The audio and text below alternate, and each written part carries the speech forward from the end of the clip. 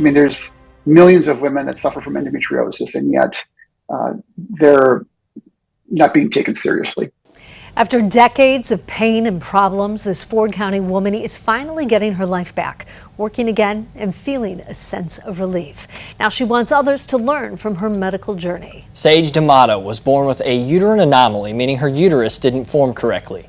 WCI3's Amanda Brennan is with us. Amanda, this condition is really rare. Exactly, you said it. In fact, less than 0.1% of people have ever experienced something like that. But what really stands out to me is that she had 2 kids and regular periods for about 15 years before she even knew that she was suffering from something much more serious. I sat down with her and her care team during Endometriosis Awareness Month. It was just terrible, and I thought it was completely normal. But it turns out stabbing pain and cramping with periods every month isn't. Sage D'Amato didn't know that as a teenager. As I got older, it started lasting longer. The pain started getting more severe. In fact, she had 2 kids and thought labor pain was less painful than what she was experiencing. It turns out I had a cyst on my ovary. I had surgery to get it removed, and that's when I found out I had endometriosis. But that disease was only the tip of the iceberg. She went to Chicago, where Dr. Magni Malad was one of the specialists who found something more rare.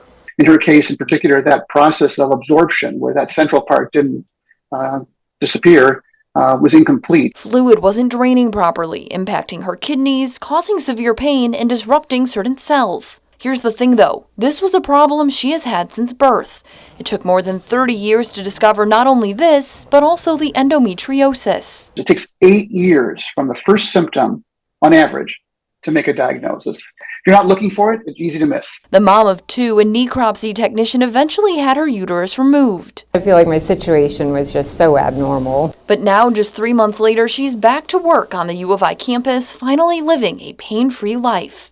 She's encouraging others to see a doctor if something doesn't feel right, while her doctor wants to make sure women are getting the answers they deserve. You want to make sure that if they do have endometriosis, that it's treated properly, whether it's medically or surgically or a combination of the two, so that they feel better and then potentially also don't close doors with regards to their fertility. This was probably the best decision I could have ever made.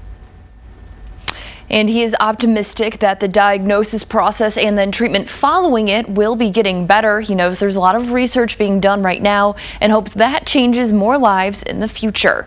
Endometriosis affects about 6.5 million women. Jennifer? So grateful she found the answers. All right, thank you.